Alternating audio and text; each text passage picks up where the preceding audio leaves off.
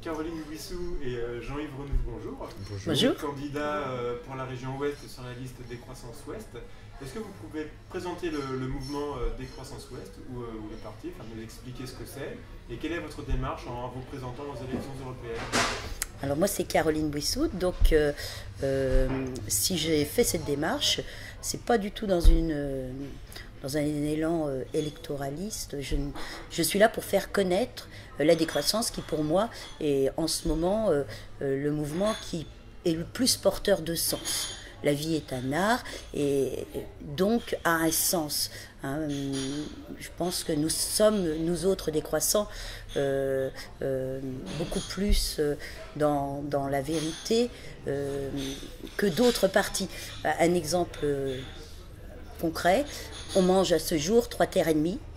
Hein, nous autres Européens, occidentaux, 3 terres et demie par an.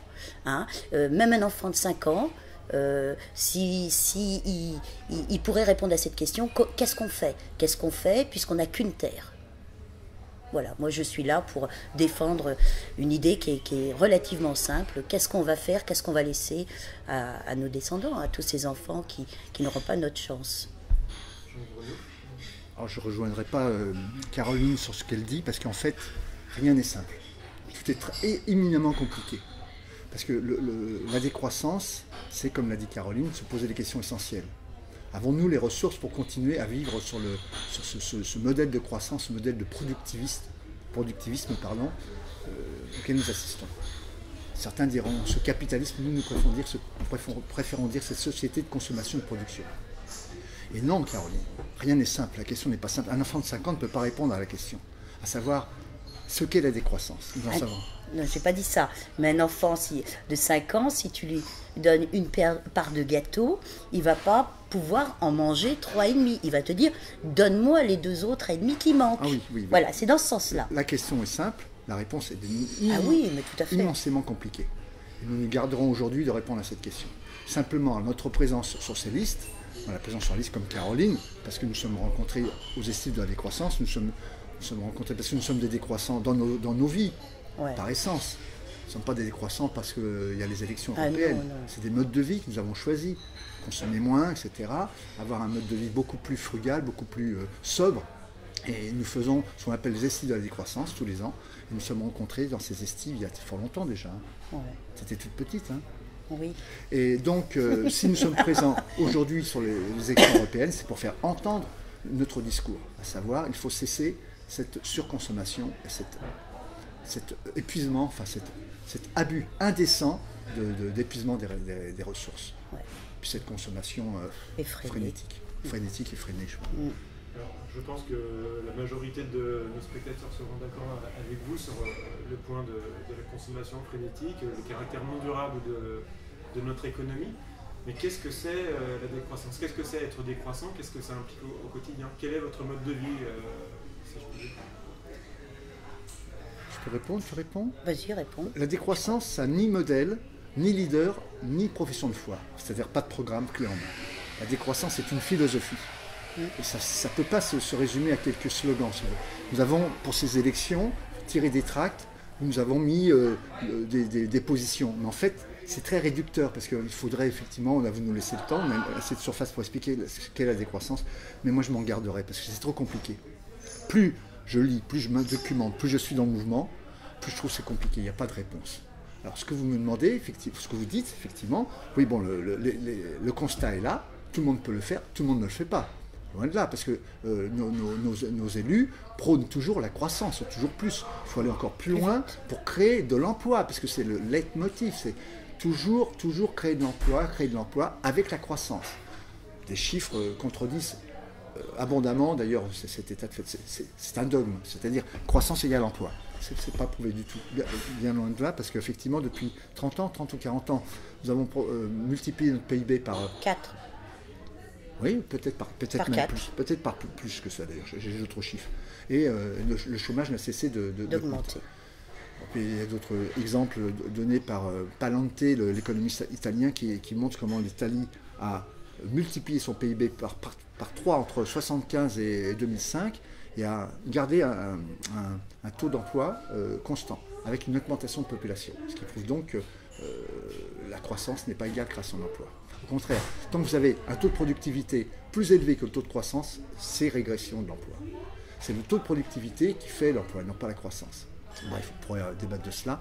Mais non, alors pourquoi sommes-nous là? Pour faire entendre ce discours, à savoir qu'il est urgent de sortir des dogmes de la croissance.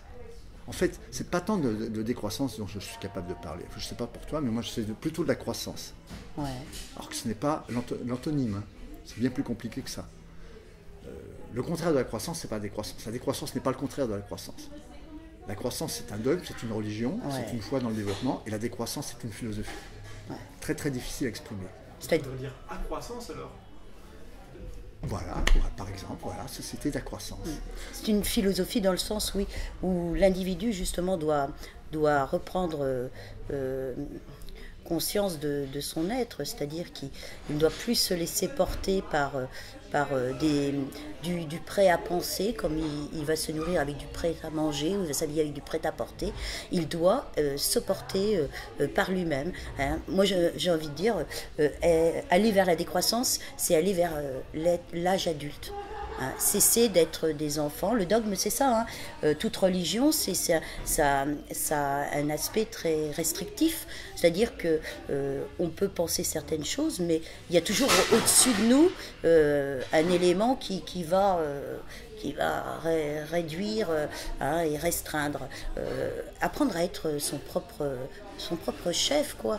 On est dans la décroissance, pour moi, on est dans l'horizontalité, pour aller vers la verticalité. De la même façon que dans l'art, la culture, c'est l'horizontalité, mais la création, c'est celui qui va prendre des risques, il va vers la verticalité, il est capable de se propulser dans l'inconnu. Bon, le décroissant, voilà, il construit. C'est pour ça que c'est difficile, ce que tu disais. Effectivement, on ne peut pas résumer on est tous tellement différents, donc on doit devenir tous créateurs de sa vie. Donc il y a multiples facettes et c'est ce qui est intéressant. Hein. Donc après, bon, c'est quelque chose de relativement nouveau et finalement, je pense que ce sera difficile de structurer les choses de façon aussi rigide c'est pas un parti politique, c'est vraiment une autre façon de penser, de voir le monde. Je voudrais rebondir sur ce que vient de dire Damien, à savoir accroissance. Non, nous devons déjà passer par la décroissance, à savoir que nous avons atteint, comme l'a dit Caroline tout à l'heure, un tel niveau de consommation qu'on ne peut plus se contenter maintenant d'objecter la croissance, d'objecter à la croissance. C'est-à-dire que ce n'est plus seulement la croissance qu'on doit... la croissance, ce serait déjà trop. Si on restait dans la croissance, c'est-à-dire sans croissance, nous consommerions déjà trop. Ouais. Il faut rentrer dans la période de décroissance. C'est pour ça que nous revendiquons le mot de décroissant, qui est si décrié. Quand je voulais dire accroissance, je voulais dire en dehors du dogme de la croissance, c'est-à-dire libérer son esprit de croissance, non-croissance, récession, etc. Tout à fait. Penser autrement. Tout à fait. Ça, vous avez raison dans ce sens-là, mais la croissance ne suffit pas. Il faut passer par une période, une transition de décroissance. Il y a un chiffre que je trouve absolument extraordinaire. C'est des chiffres qui ne sont pas sortis du milieu de la décroissance. Ce sont des chiffres qui sont donnés par le rapport de l'AEI, Agence internationale de l'énergie, le dernier rapport de Genève de 2013, de Vienne, pas Genève, c'est Vienne, c'est à Vienne que se réunit l'AEI, enfin peu importe. Hein. Là, de 2013, dans la conclusion du rapport, l'AEI dit bien que de toute façon, pour la première fois, il parle du pic pétrolier, c'est-à-dire qu'il prévoit une baisse de la production de pétrole à partir de 2015, il donne des chiffres. Et à partir de 2015, ils disent bien que nous aurons une réduction de 5 à 7% de production de pétrole conventionnel, c'est-à-dire les meilleurs marchés, par an. Et ils vont jusqu'à dire, c'est assez troublant, hein, l'AEI, je vous dis, ce n'est pas les décroissants, ils vont jusqu'à dire nous serons à un point de rupture entre 2022 et 2025. L'AEI qui dit cela. Hein? Est-ce que justement cette crise de 2008 n'est pas la conséquence d'une cause bien plus profonde qu'on ne va jamais analyser, qui est le manque d'approvisionnement en pétrole, puisque les demandes augmentent énormément avec l'arrivée sur le marché du pétrole de la Chine, de l'Inde et que sais-je encore, tous les émergents, pour une économie qui est complètement basée sur le pétrole jusqu'à notre moindre nourriture. Est-ce que cette crise dite financière de 2008 n'est pas finalement la conséquence plus profonde d'un pic pétrolier? Ça, moi, je me garderai de répondre parce que je suis très très troublé de voir que le prix du pétrole à New York reste toujours stable autour de $100 et qu'il n'explose pas. Alors qu'effectivement, vous dites qu'il y a une demande. Alors il y a une production de barils, je crois, qui doit tourner entre 82 et 85 millions de barils jour. Ce sont les chiffres. Il me semble que c'est cela. Et il y a une demande qui ne cesse de croître. Mais il s'avère qu'en définitive, il y a une très très grave crise économique qui est en train de se dessiner en Chine en ce moment. Il y a l'éclatement de la bulle immobilière en Chine qui va mettre un coup d'arrêt à la production chinoise, très très probablement. Mais ce que vous dites est tout à fait vrai. La crise de 2008 ne serait-elle pas due à la déplétion des pétroles? Je ne peux pas y répondre. Toi, tu as une réponse à cela? Non. Ouais. Sur la décroissance, moi c'est une question que je me pose de temps en temps. Est-ce qu'on n'y serait pas déjà? Finalement, nous n'arrivons pas à faire de la croissance. Ça veut dire que les gens font en dehors, font autrement qu'avec les euros, et leur activité, quand ils s'entraident, quand ils produisent leur nourriture, n'est pas comptabilisée dans le PIB de plus en plus. Donc est-ce qu'on n'est pas déjà dans cette période de décroissance? Oui, mais ça, ces gens-là ont une démarche volontaire pour faire ce dont vous venez de parler. Après, on est dans une récession, c'est-à-dire qu'elle va être subie, cette récession. Donc il y a plein de gens qui vont... c'est pour ça que le terme de décroissant, c'est dangereux. Parce que les gens s'imaginent que décroître, c'est se passer de plein de choses, alors qu'effectivement, bientôt, la décroissance, c'est quelque chose de choisi. Alors, il y a une volonté derrière. Et la récession, c'est quelque chose qui va être subi. Donc, pour beaucoup de gens, ils vont se retrouver complètement démunis. Non pas parce qu'ils auront moins de biens matériels, moins d'argent, mais démunis parce que leur centre va éclater, ils seront complètement déstabilisés. Hein. Donc effectivement, il y a de plus en plus de groupes qui travaillent en réseau, qui sont dans l'échange, dans le partage, parce qu'en fait le mot partage est quand même un mot pour moi essentiel à la décroissance, c'est partager, oui, ne pas vouloir tout prendre. Nous autres occidentaux, oui, on vit sans tenir compte du reste de la planète. Cette planète qui a des habitants et qui vivent vraiment dans une misère totale. Hein. Un verre d'eau là-bas, potable, c'est quelque chose d'extrêmement rare. Hein. C'est quelque chose que tout le monde n'a pas. Et nous, l'eau, bon là, telle profusion. C'est vrai ce que tu as dit, à savoir qu'il faut bien nuancer entre la récession et la décroissance. Oui, la décroissance, c'est une alternative justement à cette crise, catastrophe qui est imminente. On ne sait pas quand, dans 6 mois, dans 10 ans, dans 5 ans, on ne sait pas trop. C'était inéluctable. Donc, face à cette catastrophe annoncée, climatique, écologique, économique, culturelle, humaine, sociale, etc., c'est une crise sociale, parce que nous, en tant que décroissants, nous positionnons aussi pour la justice sociale. Ah oui. C'est vraiment aussi, nous ne sommes pas seulement des écologistes. Moi, je suis essentiellement un écologiste, c'est-à-dire que ça fait 40 ans que je milite dans l'écologie, c'est pas nouveau, c'est pas fait. Et j'ai découvert le mouvement de la décroissance il y a 5 ans, je me suis dit, mais c'est ce que je vis depuis... J'étais comme Monsieur Jourdain, moi je découvrais la décroissance. Alors j'aimerais vous poser 2 petites questions que nous posons à tout le monde. La première concerne la construction européenne, puisque ce sont les élections européennes. Est-ce que votre liste est favorable à la poursuite de la construction européenne? La construction européenne, quelle Europe? C'est toujours pareil, c'est ce que disent tous les partis, d'ailleurs. Même Saint-Aignan. Celle qui est là. Celle qui est là. Moi, elle me gêne beaucoup, cette Europe actuelle, parce qu'elle fige les barrières, elle fige les frontières. C'est-à-dire qu'elle interdit la libre circulation des hommes. Elle autorise la circulation des biens, mais pas celle des hommes. C'est-à-dire qu'en ce moment, à Calais, il y a des Afghans qui sont en train de vivre dans des conditions épouvantables, parce qu'ils sont apatrides, ils sont refusés de territoire en Angleterre. En France, nous avons des lois sur l'immigration qui sont absolument inacceptables. Elles sont corroborées par la politique européenne. Hein. Attention, elles ne sont pas propres à la France, hein, ces lois. Donc, à partir du moment où nous sommes une Europe du rejet, de l'exclusion et de l'identification, moi je ne peux pas adhérer à cette Europe-là. En revanche, j'adhère à l'Europe de l'austérité. D'accord. Parce qu'on ne peut pas avoir... Vous n'allez pas être déçu alors. Oui. Mais j'ai participé à un débat l'autre jour j'avais à ma gauche lutte ouvrière, à ma droite le front de gauche, et j'ai carrément dit, nous sommes, nous, pour l'austérité. Ouais. On ne peut pas avoir une réduction de notre empreinte sur la planète sans austérité. Ouais. L'austérité, ça veut dire, comme l'a dit c'est non-gaspillage. Oui, c'est réduire notre consommation, qui est absolument indécente, qui est hallucinante. Et quand vous dites ça, vous voyez bien que vous faites l'amalgame entre l'austérité décidée et imposée par les élites, c'est-à-dire un tout petit nombre pour préserver leurs intérêts de riches, et l'austérité est choisie par le plus grand nombre pour vivre en accord finalement avec les ressources de la planète. Tout à fait, Damien. Mais ce que nous voulons dire, c'est que cette austérité ne peut se justifier qu'avec une justice sociale, avec une répartition des richesses, c'est évident. Ce n'est pas l'austérité pour favoriser les riches et puis appauvrir les pauvres. Bien sûr que non. Bien sûr que vous avez raison, à savoir que si cette austérité qui est imposée à l'heure actuelle, ce n'est pas celle-là qu'on revendique. Nous revendiquons l'austérité, c'est-à-dire la consommation selon la juste mesure, comme disait Illich. La juste mesure, c'est le mot. Plus sobre, il faut être beaucoup plus sobre. La richesse, pour moi, elle ne se calcule pas en biens matériels, en comptes remplis. Non, la richesse, elle est intérieure. C'est le côté... l'aspect vivant, on est des êtres vivants, hein, l'aspect, la joie de vivre, l'envie de rencontrer, de parler, prendre le temps de vivre tout simplement. Le progrès devait nous amener à plus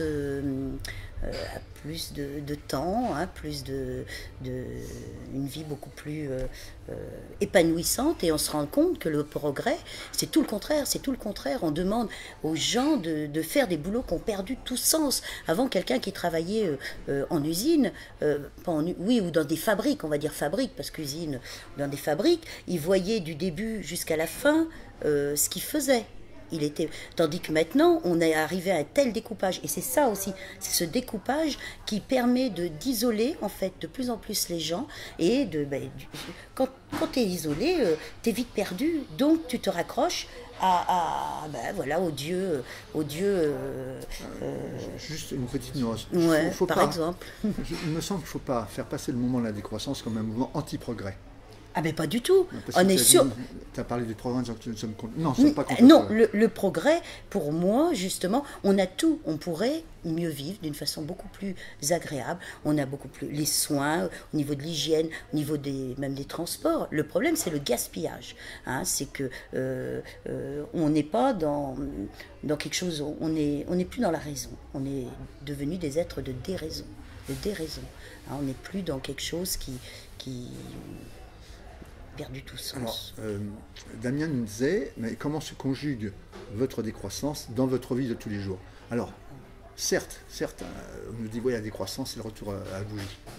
J'en sais rien. Je peux dire, j'en sais rien. Qu'en savons-nous? Vous êtes jeune, Damien, je ne sais pas ce qui va se passer dans les 50 ans à venir. Retournerons-nous à l'attraction animale? J'en sais rien, je ne peux pas dire. Est-ce une plaisanterie? Est-ce une réalité? Je ne peux pas vous dire.